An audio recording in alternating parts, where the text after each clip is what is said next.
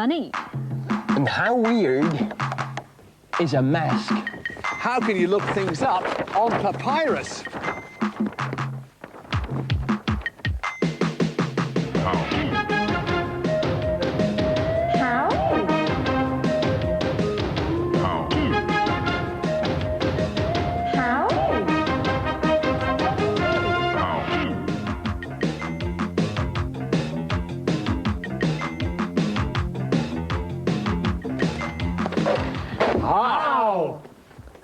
How can you walk through Buckingham Palace without getting caught? You can't. The guards would bang you up straight away. Yeah, the security very, very tight, Fred. I wouldn't try it if I were you. I will show you how you can walk straight through Buckingham Palace. There's Buckingham Palace, and this is a very, very clever little cutting how. We can all do it at the same time, if you like. One for you, one for you. What you do with your photograph of Buckingham Palace, or whatever else is, you bend it over like so, Yes. and then you begin to cut near, but not quite at one edge, from the bent-over side, almost, but not quite all the way through. All right. Turn it over and quite close to the first cut, do another cut, almost, but not quite all the way through, and so on all the way down the card to the other end. You are then left with something which looks exactly like that. Lots of little cuts, and what you then do is cut not at the edge, but at the one flap in, and cut straight up the middle. Again, not to the very edge, but one nick in. How are you getting on? All right. Then, what you must do is very, very, very, very delicately pull the whole thing apart, extremely, extremely, extremely delicately. Yeah. And then what you do is you put it over your little head like so, and pull it all the way down, down, down, down, down, down, down, down, down, down, down. And there you are. You're all the way through, and that's how you walk through Buckingham Palace without getting caught. Wonderful, Fred. Now get down from the table, will you, please? On to another how. How valuable is money? Well, if you're lucky enough to get pocket money, you'll know that your pocket money will buy you less and less every year due to inflation. Have a look at this. This Beano, this was printed in 1957. The price in those days, 2D. Old pennies, which is the equivalent of 1 pence nowadays. If we then come forward to 1983, the price has gone up to 12 pence, but the same Beano. The same Beano in 1991 now costs 26 pence. Well, this price rise happened over 35 years, but can you imagine if a similar price rise happened in a very short space of time, what the problems might be? Let me take you to my bread shop in downtown Berlin. The year 1919. Customers, please. Morgen, Brot bitte. 1 loaf, 1 mark. Danke, Thank you. Guten Morgen, Fräulein. I have 1 mark Brot bitte. 1 loaf. Thank Dankeschön. you. Let us now move on. The year 1921. Morgen, Brot bitte. That's 28 marks, please. Danke. Thank you. There's your Bitte sehr. loaf. Guten Morgen, Fräulein. Brot also bitte. I have only 1 mark. You have only 1 mark. In that case, you shall have only 1 slice. Thank blimey. you. We now move on. The year 1922. Morgen, Brot bitte. 974 marks, please. Dankeschön. That's lovely. There's your loaf. Thank Danke, you very bitte. much. Now, you will have noticed that the price has gone from 1 mark to nearly 1,000 marks in less than 4 years. Let us move on. The year 1923, the month, July. Morgen, Brot bitte. Fräulein. Morgan, that's 960,000 marks, please. Thank Dankeschön. you. There is your loaf. Danke. See, I'll just put it in the till. That's very nice. Thank you very much. Let's move on now to November. Morgen, Brot Morgan, bitte. that's 600,000 million marks, please. 600,000 million. Oh, that Danke. is a lot of paper. Could you leave the wheelbarrow and I will go for that one off. Danke. Thank you. Now, ridiculous as that may seem, it actually happened. And the reason why it happened is because people lost confidence in the value of their money. In fact, the paper became more valuable than the notes on which it was printed. Now, How did they get over this problem? Well, what they started to do to save people bringing in wheelbarrows full of money was they started to print different notes. They started with 100 marks. They soon went to 1,000, from there to 100,000, from there to 10 million, from there to 1,000 million, and from there to 500,000 million marks. But it couldn't go on. How did they solve the problem? Well, they had to employ all sorts of heavy devices to sort out the inflation. But what they said, forget about all these noughts on the end. We'll just start from day one with 1 mark all over again. So how much does bread cost in Germany today? About a mark, actually, still. In that case, finally, Fraulein, I would like to purchase some bread. I happen to have some bread here, thank you very much. And that is how valuable money can be. It's how valuable you want it to be. How weird is a mask? Masks on, chaps. Or even masks. Yes, yes. Oh, very nice, Carol. I think that's absolutely wonderful. Very good, Fred. Well, people, I don't know how weird a mask is. It depends what the mask is of, OK? Mask's off and enough of that. Yeah, it depends who the mask is of. In fact, have a look at this mask of me. In fact, it's more than a mask. It's actually a moulding. What do you think of that, huh? That's wonderful, but it's not very weird. Not weird at all, Not really. really? No, OK. no. Well, using this moulding of me, would you like to see some weird masks of me? Yes, Check out yes. these two. Now then, if you look carefully at these masks, they look absolutely the same. But watch what happens if I turn the mask on the right-hand side of your screen. Watch this. Oh, it's very weird. Yeah? That is weird, yes. Now, what is happening here? Let me show you. Well, this mask on this side here is a perfectly normal, sticky-out mask. If I turn it that way, you can see, there it is, a mask of me with the nose sticking out where it's supposed to. There, like that. But this mask here, if I turn it around, you'll see what's going on. It's actually on the back. On the front, it's hollow. The nose actually goes in. Now, the brain is not used to looking at noses that goes in, and if it sees a nose that goes in, it thinks, that nose is supposed to be sticking out. And it confuses the brain enough to create an optical illusion. Here are some masks of world leaders. See if you can work out which one is weird. Yep, you guessed right. It was me, Ronnie Reagan, all along.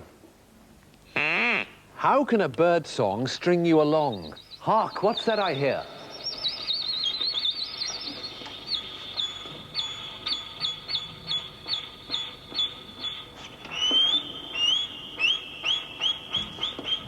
Of course, it's not a bird at all, actually. It's a very talented violinist called Catherine Gowers. How do you produce those wonderful sounds? The first one I did is a trill, which I play very high up on my top string, and it's 2 notes at fast succession, like this.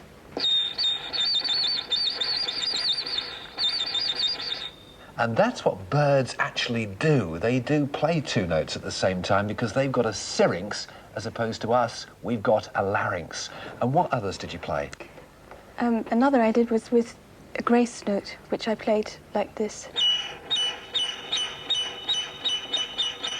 And there was one more, wasn't there? Yes, this was a glissando, where you keep the finger on the string and just move it.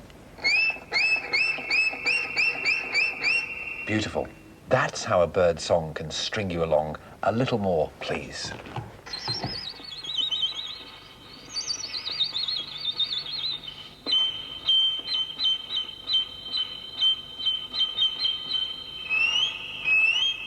How do you make egg in toast? No, Toppy, egg on toast. Standard fare round at Shea Top, egg on toast. No, I haven't made a mistake. I'm talking about egg in toast, not egg on toast. And this is how you do it. Very simple. Piece of bread, lay it on a breadboard, then you take a cup, and you lay the cup over the bread, push down, and then turn. Now, this is the clever bit. The twist there will remove the centre bit of bread, so, and it stays in there. This is the bread that we're interested in. And what do you do with it? Well, you pop it into a pan of hot fat or oil or butter, whatever it is you like to cook in. Of course, being very careful, you then crack an egg into that hole in the middle of the bread. Here it comes. Now, the trick is to let a little bit of the egg white in first, just to seal it round the edge, and then drop in the yolk without breaking it. How about that, huh? Add a little bit of flavour, a bit of pepper I rather like in mine. I want a bit of salt, being as we've got some here. Why not? The egg will cook most of the way through, so what you need to do is to remove the egg in bread, or egg in toast, I should say, from the pan very carefully and put it on a grill. Now then, here we go, very carefully, underneath, and straight onto the grill. Now, after a few minutes in the grill, it will be cooked on top as well as right the way through. And in the grand tradition of television cooking, here's one that I cooked earlier. Come here, come here. There. Now, it doesn't have to be just an O. You can make any shape you want, really. How about that lot? How's about that, then? OK, you guys, grubs up. Marvellous culinary how. Thank you very much. Fred, you take the W there, Thank you sir. very much Yes. indeed. Thank you. Carol, help yourself to that. Lots of pepper on this one. Lovely, I'll get the H. Absolutely Lovely. delightful. Tuck in, chaps. And that's how you make not egg on, but egg in toast. How can you look things up on papyrus? Let me put the food away. Now, for this particular how, I've done enormous research in ancient Egypt, because in Egypt they have a wonderful plant called papyrus. On the banks of the Nile, it grows 12 feet tall. This one I've grown in my back garden, and it's not quite as big as that. And what you do is you chop yourself off a lump of frond, like so. Hold on. It's quite a difficult how, this. And this frond is full of sticky, pithy stuff, and you want to get that pithy stuff out, you see. And you do that by slicing off slivers of papyrus, much the same way that I'm doing here. And the ancient Egyptians discovered that by laying these slivers lengthways and sideways and every which way but loose, and then applying enormous pressure to the whole lot, using a method slightly similar to this, they finished up with something that you could write and draw on, just like that. Beautiful papyrus. The only problem with this stuff is you can't fold it, because if you do, it's so brittle, it actually snaps. So they had all their paintings and words on huge papyrus rolls. And it's an amazing thing, this. I've got my entire address book on a roll of papyrus. I don't believe you. I have. I don't believe you. Walk this way. And here it is, my papyrus roll address book. Every number in here you could possibly want. From Ahmed's asp shop to Zachariah's zebra shop. You're kidding. I'm not kidding at all. Mine, then? Well, let me just show you. It's the wrong way around, but let me just show you. Ahmed's asp shop, there we are. Yeah. 378, Egypt, that is, of course.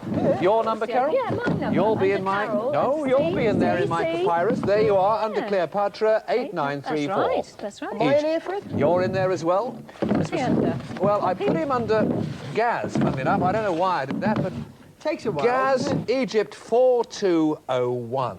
But you can see the problem with the papyrus roll. It takes a while to spool through it. It's just like spooling through a tape on a cassette. So they were very relieved, the ancient Egyptians, when someone finally discovered paper, because paper led to the ultimate invention, the greatest invention of them all. Do you know The what it was? wheel. No. The computer. No. CD? The book. An address book. And in there are all the numbers that I've just Where's mentioned my to number you. then? Go on. Right, there we are. Carol, You 8934. got Ahmed's asp shop number. No, I know. Zachariah's zebra shop, because I want to go there on Zachariah's. Saturday. You want to buy a zebra? Yeah. Zach. Yeah. Oh. Is he there? No. What do you mean he's Well, not there? he'll be on my papyrus roll, address book. If you could just help me here. You need to wind in, Carol. Yes, he'll be under Z. There he is, Zachariah's zebra shop. There we are, 4463. The reason why I was asking for Ahmed's asp shop is I didn't write it down earlier on. Ahmed's asp shop. You want that one again? Right, we're going to go back here. Under A for Ahmed's. Keep coming. That's it. A for... Hold that up, Fred. It'll tear. Right. Oh, here we are. See, that's the trouble with papyrus. There we are, Ahmed's asp shop, and the number is... And the number is there. There it is, 378. So that's how you can look things up on a papyrus roll, and that's how For now. now. You've heard of this. Now.